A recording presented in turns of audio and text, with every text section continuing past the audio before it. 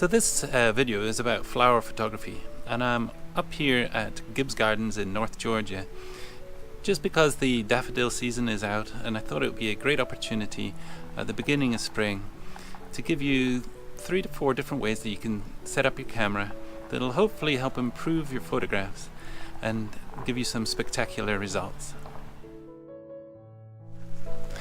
So you probably realize that Gibbs Gardens is not the normal kind of place that I go to, but the wildflower season hasn't really kicked off yet, especially after the cold snap this last week. So I thought the beautiful flowers here at Gibbs Garden was a great place to do this.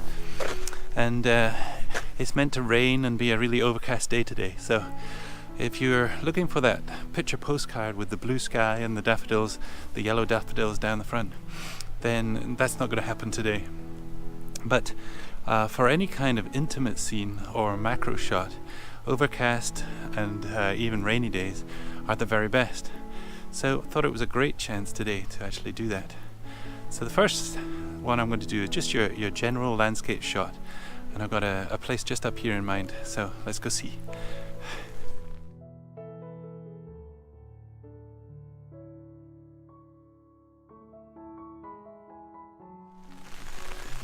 Well, I've been caught in the rain here a little bit, which that's okay. It's keeping the people away, which is kind of nice. But anyway, this is the little scene here behind me, which I have found for my landscape type flower image. Now, all of the general rules of composition for landscape pictures do apply here as well, but specifically to the flowers, a couple of things I'd like to mention. First of all, finding a place where the flowers look natural I think is important to me, but also having the flowers pointing towards you, at least in general, is normally compositionally quite a good idea. Now, I've also used a 23mm lens here, which is not super wide, and there's a couple of reasons for that. The first is, the wider the image, the harder it is to keep distracting objects out of your image. But secondly, it also helps to compress that image a little bit, and as the photograph goes off into the distant objects are brought significantly closer to you, so it has a more appealing look to it.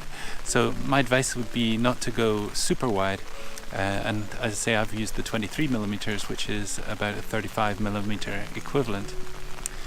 Now, in this composition, which I'll show you now, what I've got is a couple of tree trunks on either side, and one of them is a beech tree, and that beech tree has a branch going across the top there with some nice brown leaves on it.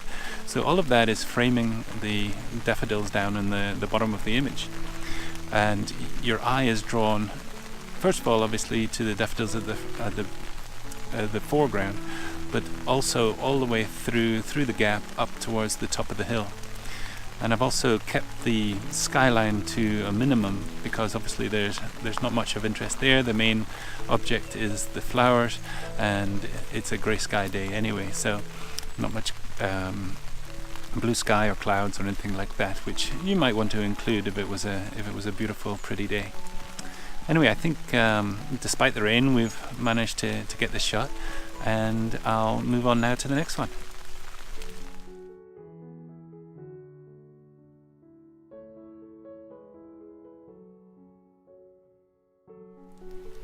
Okay, so in this second type of image that I want to show you how to take, I've chosen this bank of daffodils here right behind me, and instead of the previous image where we made it pin sharp from the foreground all the way through to the background, and we used a 35mm equivalent lens, really stopping down on the aperture to give a really big depth of field.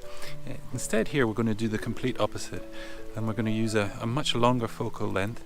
On this occasion I'm using a 70mm, which is about 105 equivalent, and I'm going to really open up the aperture down to about f4 so that our depth of field is really narrow. And what that means is that I can throw the foreground out of focus completely. The background will also go out of focus, and we'll have a nice bokeh to it, I hope. But the subject matter, the thing that I want to draw the people's eye to, which is on this occasion is a bunch of small daffodils, lighter coloured daffodils, about a third of the way into the image. That is going to be pin sharp. So when you actually see the image, you get this nice overall effect, but your eye is immediately drawn to where the subject matter is, what you want the people to actually see. And I think as long as there's no distractions in the image, things that are going to drag your eye away, which on this occasion it's nice and uniform, I think it works really well for this kind of composition. So that's the second kind of image I like to show you.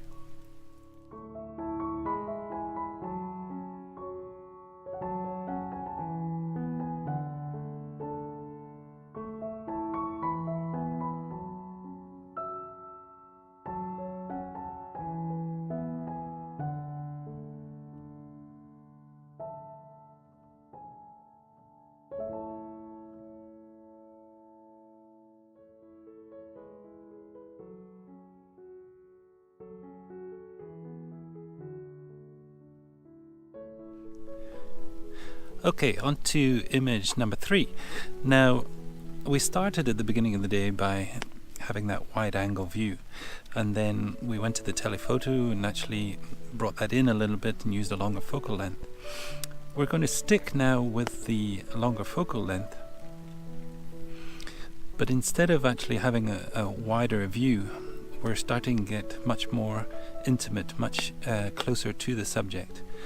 And this particular shot, we're using the same kind of idea where we're isolating the subject matter with out-of-focus elements around about it. But this time we're using the elements closest to us and further away. We're actually going to shoot through them and past them so that they're forming this kind of blurry effect around about the subject matter. And what I've got here is we've got really down to almost to daffodil eye level, if you want to call it that, and we've isolated a nice flower with nothing distracting around about it, but then some nice other colors to separate the subject matter from the actual background, if you want to call it, the foreground, the background. So I think you can probably see on the screen there, this is on live view, and the white daffodil with the yellow center is sitting there proud, but we've got a couple of yellow daffodils on either side, and we're shooting through and between them to where the subject is. And then there's another yellow one right behind the subject daffodil, just to help separate it as well. So this is the third type of photograph. Again, it's called shooting through.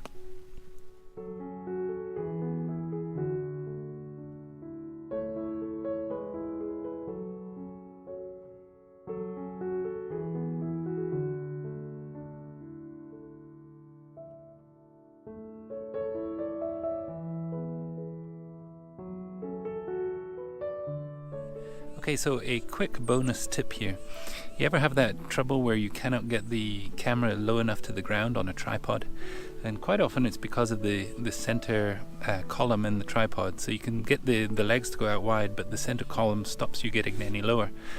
Now you can flip that center column upside down, but that often means that the camera needs to be flipped upside down as well, and that has its own issues. Well, there's another way to get around that, and that's using the L bracket. Now, an L bracket I would always recommend anyway, because you can go between portrait and landscape very quickly without having to change settings. But if you use the landscape, then do it like this. Put the ball head on the right angle. Use the L bracket as if you were setting it up for portrait. And then all of a sudden you have the camera horizontal, and you can always use the flip out screen if you can't get down low enough to use the eyepiece. So that's a very quick, easy way of getting your camera as low as you want it to the ground. And for taking flower photography, that's often a good choice.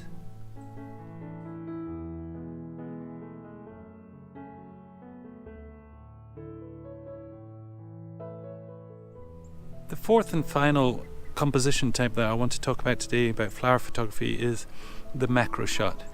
Now, I've switched out my lens for a 50mm macro. It's a fixed lens, and it's equivalent of about 75mm full frame. So it's got a good zoom and so I can get very close to the actual flower and get it really sharp in focus. Now what you've got to be extremely careful of is the depth of field, especially when you're that close. You could use something called focus stacking and do a series of shots and blend them later. But if you're just wanting to take that one shot, then be very careful with the aperture that you set so that you get the desired depth of field that you want. Now, there isn't much wind today, and movement isn't really a problem for me, but I have put a little stake in the ground and it's holding the head of the flower at the same time. That's helping me, but I'm not going to go down below an eighth or an eighth of a second, something like that, just in case. So what I've actually done is I've zoomed right in onto the trumpet of a daffodil, and there's a kind of corrugated shape to that, which I really like, and then there's some water droplets from the rain this morning. So I'm zoomed in on that, I'm focused on that, and part of it is blurred out as it goes off to the edges. So I'm hopeful it's a really nice image, and you can be the judge.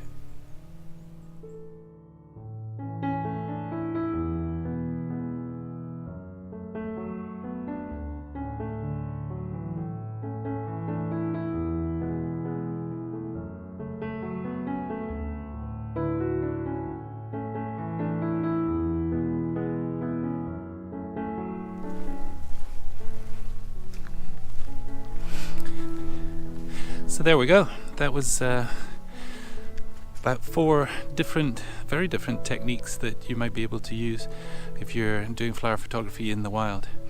And of course there's an infinite number of ways that you could either combine those ones or even use some of your own.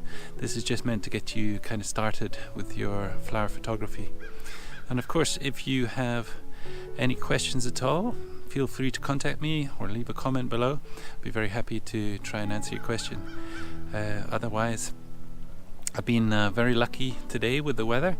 It's rained a little bit, but that's done 2 things. One is the water droplets obviously on the flowers is kind of nice, but also it's kept people away, so I've had the place almost to myself, and it's a wonderful place here at Gibbs Gardens.